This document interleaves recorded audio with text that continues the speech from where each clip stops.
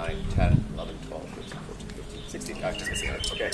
All right, folks. First of all, welcome. Hello. Hi. It's been a while. Welcome to Taiwan. Nice to see you all made it. Okay, so this is going to be pretty cool.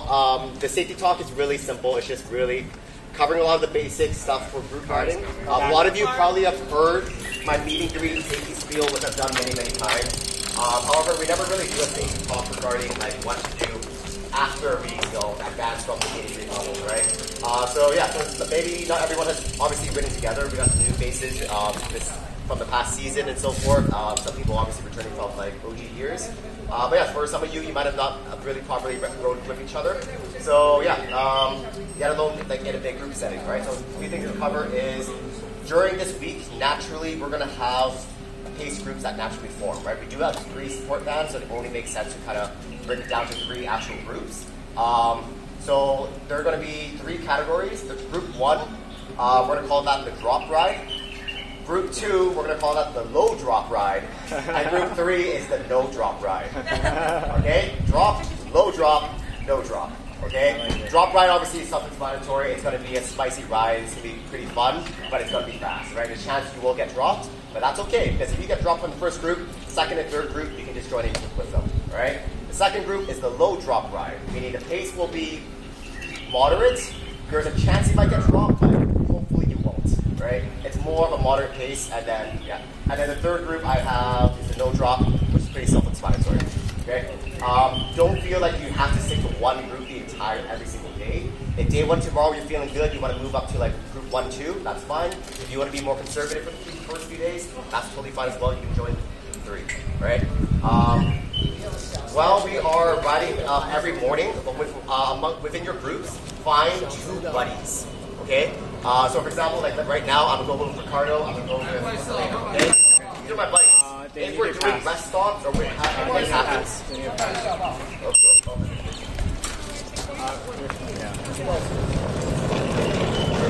Alright, at any point we're regrouping and we come back to the hotel and whatnot, please make sure you and your buddies are present. If we are missing a rider, please let us know. Okay? There's a lot of people moving around and whatnot, so we're marking number 2. So yeah, so everyone just find 2 buddies right now, really quick, alright? We'll be doing this again tomorrow morning. 2 buddies. Okay, so I got Ricardo.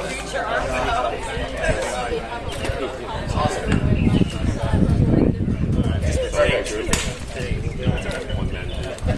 Alright, moving forward. Okay, so in Taiwan, from what the recon and chatting with all the guys and whatnot, it sounds like it's a pretty awesome place to ride in terms of car to bike relations.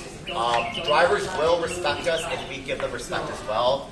The likelihood of us running into like fairly aggressive drivers that come back home is a bit lower, but it's not 0, okay? So regardless, it's a new place for all of us, so let's just be very mindful, be a little bit more on the cautious side than anything, okay? Be mindful of traffic patterns. Bikes and motorcycles are mostly on the right-hand side. Motorbikes do use the bike lane, or what they refer to as the bike lane, okay? So don't be surprised if there's a motorbike, but you'll probably hear them coming up, right?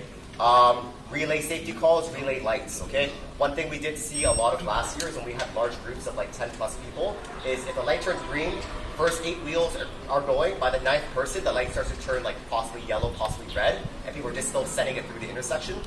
You're not gonna get left behind, okay? If you don't make a light, just follow really quickly and then come to a safe stop, rather than just going through it and then being surprised by like oncoming traffic, all right? Stopping, red light, I don't know. Just yell. Yeah. Okay, which then leads you to next part, safety calls, right? Call-outs, right? The roads are pretty cool, but like there could be potholes, it could be gutters, it could be chickens, we don't know, all right? If any hazard comes up, please relay it, all right? There's always going to be someone, visibility at the front, first, second wheel, you're going to see way more than person at 10th wheel, all right? So whatever you see, there's no crazy fancy word, just call what you see. If you can point it out and let us know which side that hazard is coming up, that's even better. Right? If you are first wheel and you do see a hazard up ahead, start to make that adjustment early. Right? A lot of times we see in the past where it's like you're not paying attention and then there's a pothole 2 meters there. First wheel dodges and then second wheel barely has time to react. You gotta load the person in the back. All right? So if you're at the front of the path, we trust that you will guide us. All right? in a scenario where there is a hazard and you cannot safely take your hand off the bars to indicate, really simple signal you can do is just a double chicken wing. That just tells the person behind that, hey, something's heads up, there's something going on. Okay? Single chicken wing, this is something we don't always talk about. Single chicken wing means that I'm about to stand up and get out of the saddle to pedal. Okay? So I can borrow, Ricardo can borrow you? Go in front of me. So if Ricardo and I are up on a hill, and then I'm following his wheel pretty tight like this, and if he decides to stand up, a lot of times that might just shift back just briefly, and that could cause our wheels to fly. Right? So if I see Ricardo do a double chicken wing just once, pump there, I know, okay, like he's about to stand up, and I'm not going to follow his wheel like super duper tight. Right? That's just kind of like a etiquette safety thing. We don't really ever talk about that unless you've done like a race team ride, but that's just something for all of us to know moving forward in our second careers. All right? Pass on the left unless it's dangerous too. Yeah, ideally, slower people on the right, faster people, if you need to pass on the left. Right? Real simple. Sorry, that's for passing. If we're... Actually, no, that's for, yeah. Pass on the left. Group riding, be predictable, maintain pace. Communicate if things get too hot, all right? If you are in, let's say, the third group and the pace is getting a little too spicy because we're getting too excited, call it out. Okay, we got 6 days of riding to do. There's no point of like burning matches by day 2, day 3, and then being dead in day 4. Okay, so communicate amongst each other. We're not racing each other necessarily. We're trying to get all each other work as a team to get to the finish line on day 7. Okay, so if the pace does get too fast, just communicate. And if you're like, you know what, this group's a little bit too fast for me, drop back to the third group. All right, and if the third group gets too spicy, then again, try to communicate, all right? We're not trying to drop each other in the third group. Support man. And then support, yeah. With that being said, yeah, we should, hopefully everyone has a working cell phone with some sort of network. If anything happens, just shoot on the WhatsApp chat, and then James or whoever with the support vehicle will come help you. That's all right? Luckily, it might be encouraged to bring some basic, like, flat tire road maintenance work tools with you. But if you don't have your stuff, again, it's lucky to have you crew with us today, so yeah. Sorry, I'm not do this here. Formation-wise, we're going to ride primarily single file for most of it. If we're in a really secluded area, there's no cars passing by, we can just do 2 by 2. But when in doubt, just go single file. Use common sense and just self-awareness. Make a good judgment call. But if there's high traffic, then yeah, best case, just go single file. All right. Okay. Hold your gap. Okay, this is gonna be fun. Holding your gap is actually really important because when we're riding in a large train of people, what you don't realize is it's actually really easy to gain speed and accidentally move up towards the wheel in front of you. So what I mean by that, thanks, man. All right. So ideally, whatever your comfort level is, right, I'm going to say, let's say I'm holding about a 1 meter gap from Ricardo's wheel, all right? Naturally, because there is a bit more draft, if I start to pedal a little bit faster, that gap actually closes way faster than you actually would expect, okay? So what gets really annoying if you are, let's say, 10th wheel in a very long line, is if someone in the middle starts like pedal, okay, oh, shoot too fast, hit the brakes, slow down, oh, gap got too big, pedal harder again, this, and you're constantly going back and forth. That's a very inefficient way to pedal. And then the person behind me is going to be like, what the hell is going on? Why do I keep hitting my brakes every 5 seconds, right? Smooth is fast, all right? So be as smooth as you can.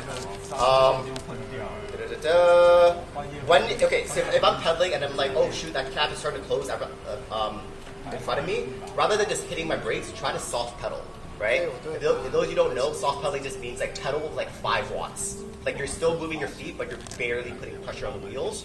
That should slow my pace down, and then I'll like kind of stop the gap there, and then Ricardo goes, and then I'll just start pedaling again. Okay? There's going to be distractions, there's going to be like cool scenery and all that jazz, so I get it, look around, but it's your responsibility to hold the gap, right? Some of us might have more experience and more comfort doing this than others, and that's okay. Amongst your pace groups, if you're not as comfortable just yet, you can move to the back for now, and then just play around with it with a little bit more leeway. But that's something to work on, right? Again, we're all at different stages of our second career, that's totally fine. Just be aware of what you need to work on, rather than just mindlessly pedal for the next 7 days. That sounds good? Cool. More things to quickly go through. During the rides this week, if you are starting to fatigue, you can take a shorter pull, right? You get to the front, go there, pedal for 5-10 seconds, pull out, and then hopefully someone else feeling a bit stronger can help a bit more. Okay, you don't need to be a hero and then burn all your matches and then die like 30 minutes into the ride. Okay. If you are first wheel, this is really important. If you're first wheel and we are going downhill, you must pedal. Okay? If we're going down a hill, everyone behind you is going to get a lot more draft than you do, and they're going to be accelerating towards the person in front of them. So it's actually first wheel's job to actually, it may be like 100, 150 watts, 200, whatever you need to do, but you need to keep pedaling in order for the group not to like catch up to you too fast. Otherwise, what happens is after 10 seconds of descending, everyone's just riding their brakes for the next 30 seconds, right? Very inefficient way. Do not rotate out, ideally during the downhill section as well. If it's a short little like roller, no big deal, but if we're doing descending for quite some time, just stay in your formations unless for whatever reason you absolutely have to overtake someone else, okay? No Supermans or no Super Tucks. If we're going downhill, it is what it is. Be safe, be smart. Just don't get too carried away. Stay clipped in, okay?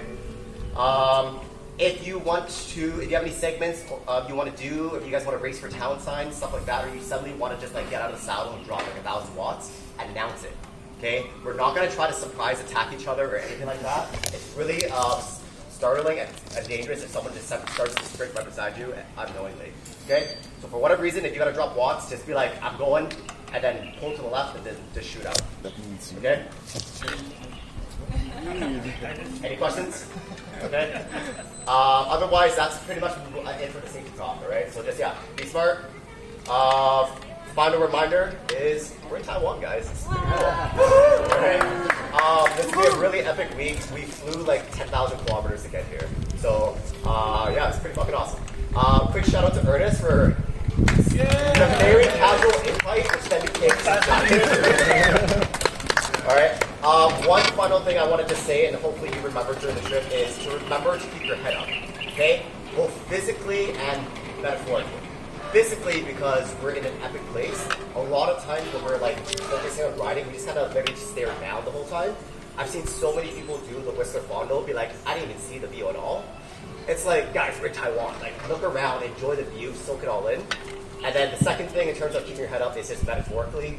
It's okay how you're doing, right? It's whether you're the first wheel or last wheel, it doesn't really matter. Like the fact that you signed up to come here today is really freaking awesome, all right? So be proud of how far you've come, be proud of what you're about to do, and just know that you guys are all incredible in your ways, okay? And you belong here, okay? This is really awesome, right? So thanks for coming out to the first TLD international trip. There's been a lot in the making. All right, and remember one more thing: you paid to be here. So, all right, that's it for my safety talk, folks. Thanks for listening. We're gonna get rolling now. Ernest, do you remember the way, kinda, or just? I'm thinking like an out and back. Like we go out half an hour or something. And just split it back in. Yeah. We can maybe even split into 2 groups if it's too large.